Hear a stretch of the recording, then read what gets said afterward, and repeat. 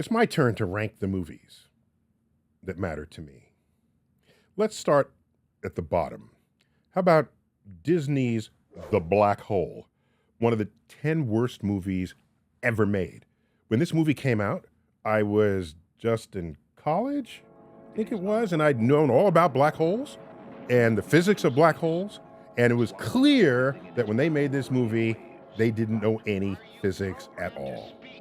I don't think they had a physicist in sight of any scene that was scripted, prepared, and filmed for this movie. A journey that begins where everything ends. So that goes in the F category. There we go, right there. I heard they're going to be remaking The Black Hole, and they better have a science advisor, otherwise go home. My single favorite movie of all time, The Matrix. You gotta love The Matrix and how deeply thought through those plot lines are. The one flaw in the reasoning is that they're growing humans, embryos, and the machines are pulling energy from the humans because they knew that we generate 100 watts of energy, so between 80 and 100 watts. So that's a power source for the machine. Okay. Well, then where do the people in the embryos get their power from? Well, they're fed energy from the outside. Thermodynamically, that doesn't work. If you're going to put energy into another thing before you take out the energy, you're getting less energy than what first went into the system. So apparently machines didn't know this. They didn't have a class in thermodynamics. Bypass the middleman, draw the energy directly. You don't need the humans at all. But without that little fact, there is no movie, so I'll give them a hall pass on that. All the rest of the film was so brilliantly conceived and especially executed, that is an S on my list. And for each subsequent Matrix movie, they got worse and worse. So next was Matrix Reloaded. Let me put that down to a C, and you know where Matrix Revolutions is going. That maybe not an F. No, it's not as bad as The Black Hole. Let's give that an E. The Martian.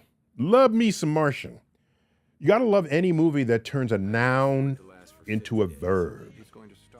As Mark Watney, the lead character, says, I'm gonna have to science the shit out of this. Plus, it got so much science correct. Oh my gosh. And one of the highest compliments I ever received was from the writer of that original story, Andy Weir. He said, Neil, when I was writing out the science on this, I imagined you were looking over my shoulder. And that put him on notice, because if he messed anything up, he was worried I'd be tweeting about it after or Xing about it. So, The Martian is the most scientifically accurate film I have ever witnessed. So that gets very high marks. I would have to give that an A. A. Very high marks. By the way, it had a minor sort of plot flaw as well in the middle. Why did they give up Mark Watney for dead on the Martian surface? Because a dust storm was kicking up and they had their spaceship and they had to take off, and the dust storm was rocking the spaceship, and if it rocked it too much, they wouldn't be able to take off and they'd all die. And they assumed Mark Watney was dead on the Martian surface. The problem is the air density on Mars is 1% that of Earth. So high winds on Mars are just a gentle breeze. That's how you would feel it. It would barely be rocking the ship. So I told this to Andy Weir. He said, yeah, I know, you got to give me one. So I'll give him a hall pass too. It's because there is no movie without that premise, and he got everything right. He gets an A. Oh, The Blob. Let's go back. 1958. Steve McQueen. This is an alien that landed from space, and the best portrayal of an alien ever, because it was a blob and it was alive. Do you know when it first landed on Earth, it was a transparent blobby thing? Then after it consumed its first victim, it was red for the entire rest of the film. That was cool. That was not cool. That was badass. So, The Blob, just because of how different they imagined that alien to be. It was not a Hollywood actor in a costume. It was something completely different. every other alien we see. It's got a head, nose, eyes, mouth, 2 ears, a neck, shoulders, elbows, fingers. They look practically exactly like humans. If you were an oak tree, you would say all the Hollywood aliens look just like humans. Just like we say all trees are alike. The oak tree would think that E.T. and all the aliens, even Alien in the Aliens, that had a mouth, eyes, okay, looked a little reptilian, or a little seahorse-like, but so what? It still had a mouth. Do trees have mouths? Do viruses have mouths? So many life forms in the world don't have mouths. Anyhow, Blob gets very high scores for how creative its alien was. It still remains the most creative alien ever portrayed. I'd give him a B on that. Contact, based on the novel by Carl Sagan, The Search for Extraterrestrial Intelligence. They knew that we can't imagine what aliens look like, so they don't portray them. And what spooked me about Contact is the notion that you discover alien intelligence, what effect would that have on our culture? And this explored the cults that would rise up, the people that would act weird and crazy. I thought there was a very aware and sensitive attempt to capture human civilization in the face of the knowledge that we've made contact with extraterrestrial intelligence. I'm going to have that join Mark Watney up there in A, right there with The Martian. What's next? Oh, Interstellar. Interstellar. A lot of good physics in Interstellar. No doubt about it. And in fact, for our StarTalk, we interviewed Christopher Nolan about his whole portfolio of films. So you got to love Christopher Nolan's take on storytelling, right on up through Oppenheimer. So this one probably had more authentic physics going on than any other movie made. Why? A co-executive producer was a colleague of mine, Kip Thorne, a world-renowned cosmologist. I probably have books by the guy, okay, on my physics shelf. Kip Thorne was active in the storylines of what was told. And if you remember that film, the robot, that funky robot with the legs that would sort of spin, you remember the name of that robot? It was named Kip. So, maybe it had 2 P's in it, but it was Kip. Kip Thorne is an authentic. By the way, Kip Thorne co-wrote the companion book to the movie called The Science of Interstellar. And so you read through there. Okay, here's my issue with Interstellar. I have an issue. There's a blight on the crops. They can't figure out how to prevent the crops from dying. Really? Okay, so we can't figure out no biologist in the world can figure out how to stop the disease on the crops, yet we're going to somehow find a wormhole through the universe and ship 1 billion people to an exoplanet? Somehow that's easier? What the hell's wrong with the biologists in that future? Get back to work. The biologists and botanists and farmers, go work on it, dudes. Okay? Please? That whatever you do, however much money it takes, I promise you it will be easier and cheaper than building spaceships, finding a wormhole, traveling through the wormhole, terraforming a planet, an exoplanet that we have to then discover and ship 1 billion people there. So, I love me some Interstellar, but that was a big issue for me. I'm going to put that down at a B. Let's make that a B right there. Okay.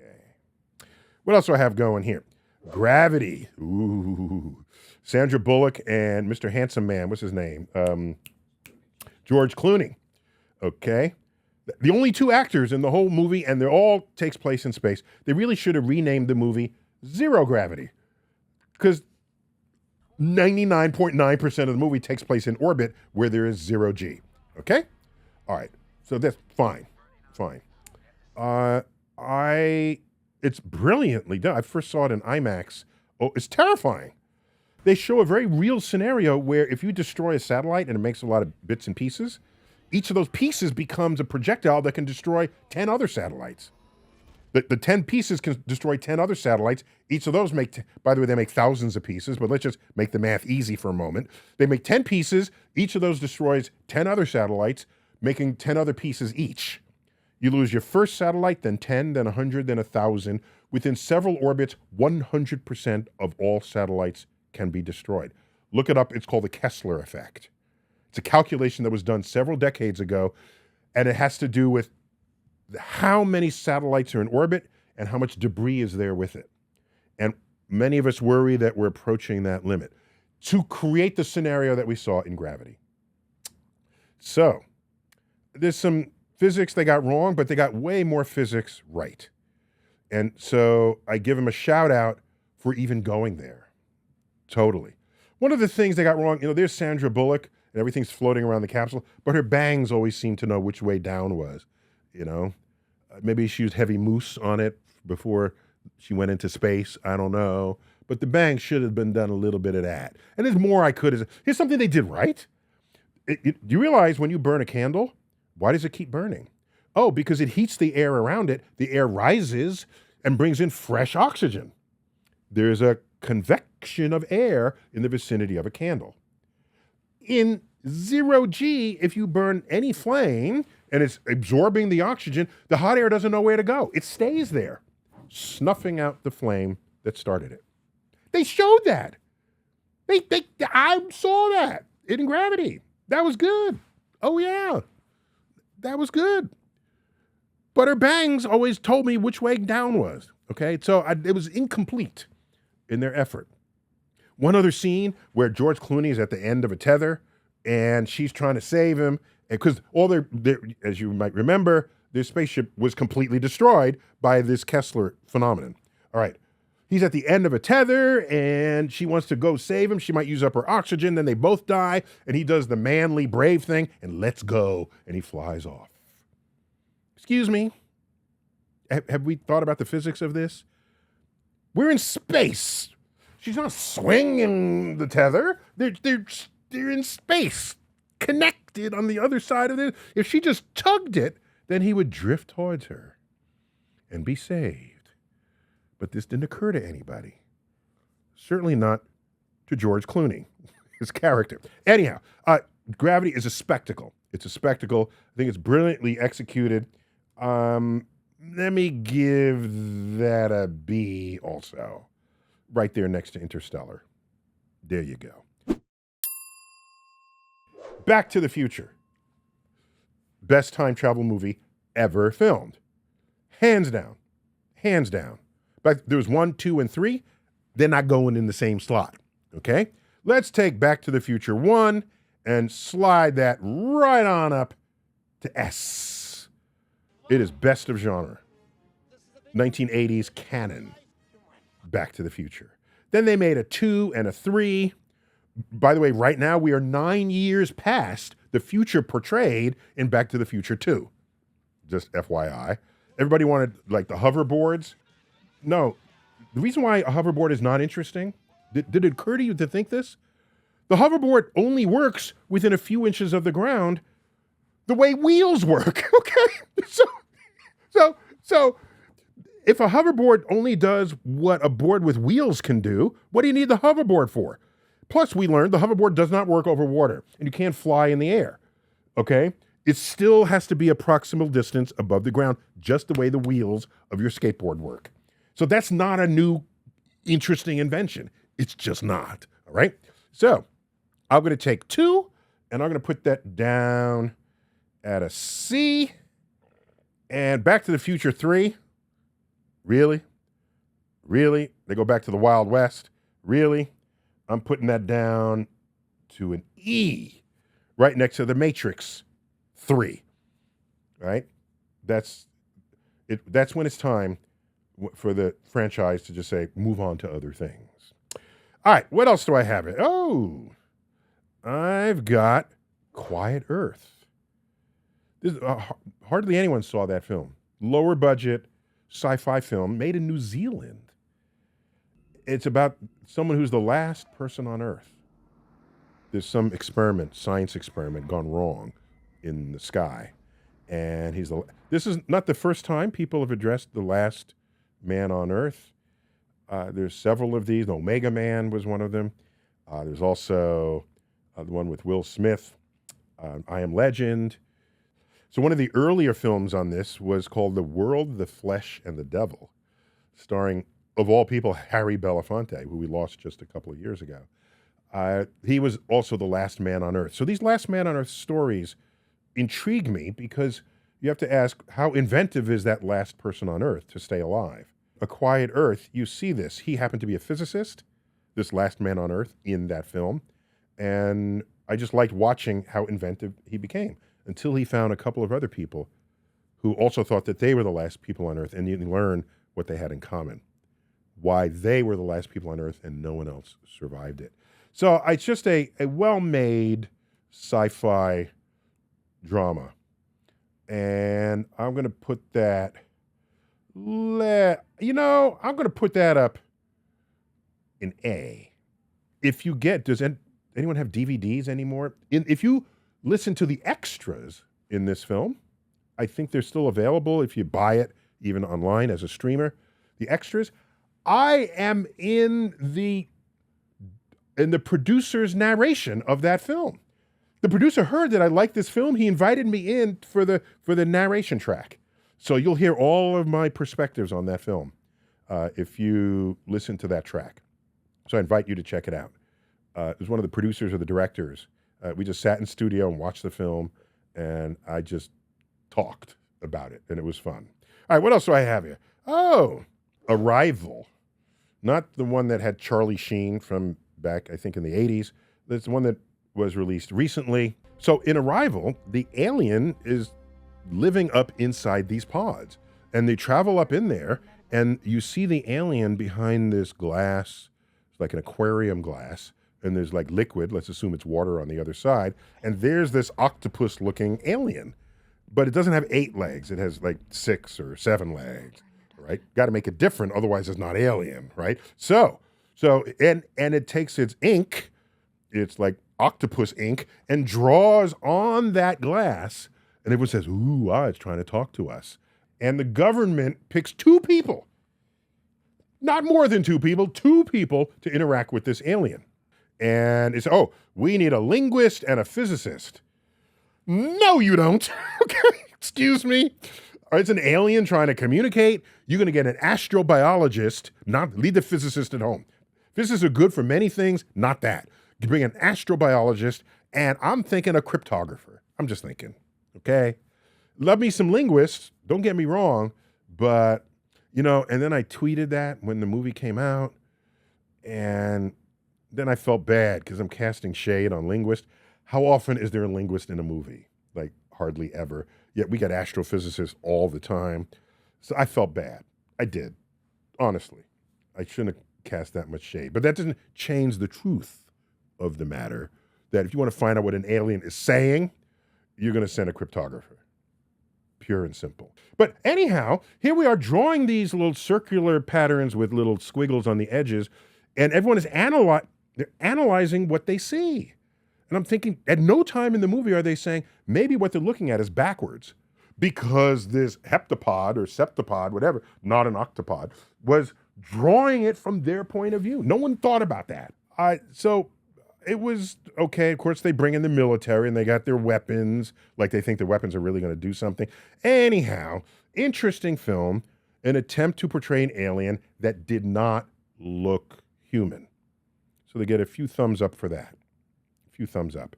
I'm going to take, I'm going to put that in C. C. Just for going there. Otherwise, and it's definitely worth watching because they play with the timeline of life. Is time on a loop or is it a straight? So they try to get a little deep and philosophical on you. I don't have a problem with that. I don't think they fully executed that as brilliantly as I could have been, but it's fine. Fine. It's fine for even just going there. All right. I had to add one more just to follow Arrival, and that would be the Europa Report. Let's put that right next to Arrival at C.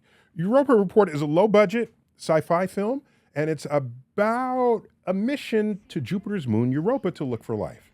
There's an ocean of liquid water beneath the frozen surface of Europa, where we think maybe if there's life anywhere, maybe it's there. And I have a cameo in that. It's brief, and they just use pre-existing footage of me on the news talking about why we should go to Europa. But I add this here and now because it's kind of an interesting take. The entire movie is video cam footage during the mission inside the control thing panel on their helmets, and it's an assemblage of all of those cameras. So it's an interesting sort of premise. That's why it's called the Europa Report. It's the report given back to the authorities after this mission. So, spoiler alert, they do find life on Europa, and guess what it looks like? It looks like an octopus. Okay, so there's some octopus lovers out there. Maybe they think octopods will take over the world one day. Anyhow, okay, so let's keep going. Had to go there. Armageddon, a fully entertaining film. Don't get me wrong. Fully entertaining. It's funny. All the acting is brilliant. Bruce Willis saves the world from a killer comet. Okay, Bruce Willis, the oil driller, saves the world. Okay. Armageddon violates more laws of physics per minute than any other film ever made. Well, I used to think that until I saw Moonfall coming out of COVID. That one violates more laws of physics. But until then, it was Armageddon. So yeah, I don't care that it violated the laws of physics because it didn't care. It really didn't care. So that's going to be in the C category. No, it's not high on my list, but it's not as low as it might have otherwise been, landing right at a C. A gentleman's C, as it was once called. Let's keep going. Next up, Close Encounters of the Third Kind. That one, I'm going to have to put that down at a D. Yeah, I mean, it's fun watching the aliens come visit and the mothership. It really gave storytelling meaning to the concept of a mothership. We were being visited by all manner of other alien smaller ships. The mothership shows up. It tells us in advance where it's going to land, and it arrives at Devil's Tower, Wyoming. And okay. And so here are all these alien spacecraft coming, and somehow the government is keeping this a secret. That's a little weird to me. Everybody has eyeballs. They can look up. They had cameras. Not everyone had cameras. But you can go home and get a camera. We could have done that. Oh, no, but the government is keeping this a secret. Really? Please. Really? And let me invoke a bit of presentism on it. The entire receiving area, when the aliens finally land and they're exchanging musical notes back and forth, 100% of the people in that receiving it, the scientists, the engineers, all of those people, 100% of them were white men. Just saying. Now, what's weird is I didn't think that or notice it at the time. That's what presentism is. You have modern values, modern sensibilities, modern understanding of what progressive change means in society, and then you look back and apply that, then you criticize everything. It's a weird, interesting state of mind to have. But yeah, there were none. None. No, there might have been one black person. Back when we had token black scientists, but not yet token female scientists, before they became fully part of that entire enterprise. Anyhow, the aliens come down, the mothership comes, they lower the ramp, they walk down, and by the way, aliens made handicap accessible flying saucers long before we ever thought of it. Notice the aliens always come down ramps. You never see them climbing downstairs. Okay? Just a shared observation about the history of aliens arriving on Earth. So I put that down at a D. Worth a watch, but you're not going to come away saying, oh my gosh, that was amazing. No, you're not. Okay, Let's keep going. Deep Impact. Oh my gosh. Oh, that's up at an A. They got their physics right. Unlike Armageddon, where all the asteroids, all the pieces of the main comet are hitting major monuments, there's one of the pieces in Armageddon it decapitates the Chrysler Building here in New York City, keeps going, goes through the front door of Grand Central Terminal and takes out the clock in the middle of Grand Central Terminal. Excuse me? 70% of Earth's surface is water, and you're going to hit my Chrysler Building in my hometown? What, do those pieces have GPS or something? Let's take out all the human... No, it's like random rocks colliding with Earth. Deep Impact, you can still destroy New York City if you want. You can do it with a tsunami. And that's exactly what they did in Deep Impact. It hits the ocean, as it's more likely to do. They had actual NASA advisors on that. Check out Deep Impact, high-quality film, good physics, and you get to see the disaster scenes, which is why anyone watches movies such as that. All right. So next up, 1951, The Day the Earth Stood Still. That one, oh my gosh, where am I going to put that? Yeah, I got to put that at the top. S. No, there's no weird aliens. There's no violence. There's no blood. It's a suspenseful drama of how we might react learning that aliens have come to visit. It's the 1950s, so of course it's a perfectly silvery flying saucer. Oh, and of course it does have a ramp, if memory serves. Okay, so, but watch that for how much thought they put in to the human interactions with each other in the face of this visitation. So it's a classic of its genre, of its era. Check it out. Next up, Independence Day. My favorite part of that film is when Will Smith is in the desert and there's a crashed alien vessel there. He pops the hatch, punches the alien in the face and says, "Welcome to Earth," and drags the alien across the desert, of course, where else? To Area 51. It's an entertaining film, no doubt. No doubt. But I don't know. I was a little disappointed they didn't give credit where credit was due. This movie's basically based on War of the Worlds by H.G. Wells. How do I know that? They didn't really admit that. But do you remember in War of the Worlds, H.G. Wells, how we finally defeated the aliens? The aliens succumbed to germs to which we had immunity, to which we had developed resistance. And those aliens had only just arrived. They fell victim to germs, to a virus, basically. Well, how did we defeat the aliens in Independence Day? Jeff Goldblum, the computer expert, uploads a virus to the alien. It's the same plot line. The same plot line. So I don't mind people copying, but I thought maybe to get a little homage there to H.G. Wells, who thought that up in 1895 when he first published his novel. So it's an entertaining film.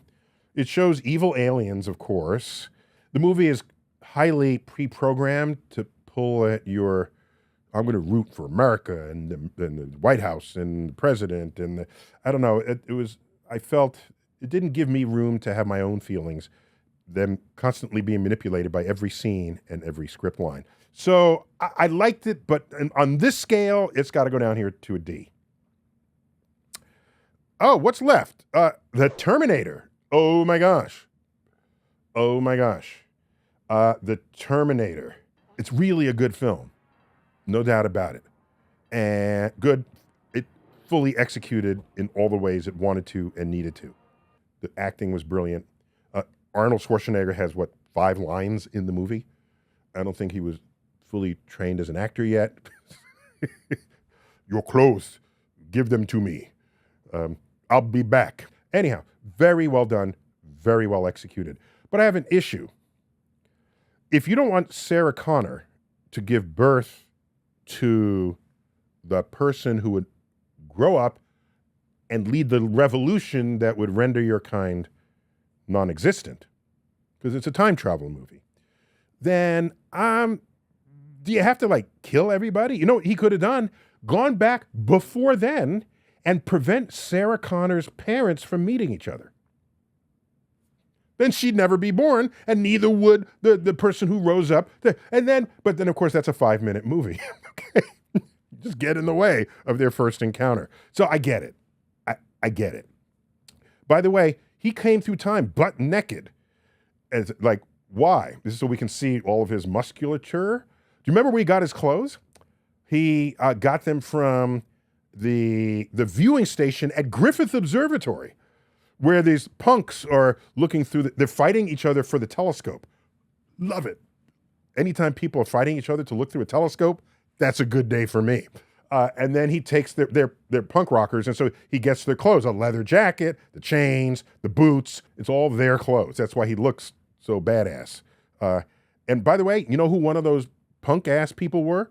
One of those evil, angry thugs was Bill Paxton. Yes. In case you missed it. Anyhow, he comes through time naked because no living tissue can come through. That's part of his human exoskeleton. Yet he has hair, and hair is biologically dead. So he should have come through bald. I'm just saying. And with no fingernails. Just saying. They didn't do their biology work on that one. Anyhow, where am I going to put Terminator? It was so well done. And I'm going to give it a B, because I'm evaluating science here. Another thing they did well was the shotgun hitting him. He would recoil from the momentum of the shot. So James Cameron, it's his film, knows physics and engineering and included that fact in every time he got shot. So he did that right. So I'm going to up it a little more here. Yeah, let's give it an A. There you go. Last, needs no introduction. Hands down, 2001, A Space Odyssey. 1968, that goes to the top of the class. S. Yeah, it gets weird, and you kind of think, am I on LSD, or is the movie on LSD? One of us is on LSD for the last 20 minutes of the film, okay? So fine. What matters is how much influence this film had on everything. On everything. And how much attention they gave to detail. It had an actual science advisor based on a story by Arthur C. Clarke. 2001, A Space Odyssey. It's canon, 1960s canon, and it was made a year before we walked on the moon. So check it out. I won't say any more about it, but if you've never seen it, just watch it. Oh, and by the way, the entire beginning of the Barbie movie was taken from the beginning of 2001, A Space Odyssey. If you did not know that, all right? That's how influential it is. 2001, A Space Odyssey, 56 years later, influences a movie about the Barbie doll. Enough said. I'm done here. These are my favorites and non-favorites in order. I don't expect others would agree with this. It's not the point, because they're my favorites. I'm not even forcing them on you, but they're my favorites in the science genre. I have other movie favorites that have nothing to do with science. Of course, we all do. But this is how I'd sort them up. So I look forward to seeing your comments about my comments. Neil deGrasse Tyson here. As always, keep looking up.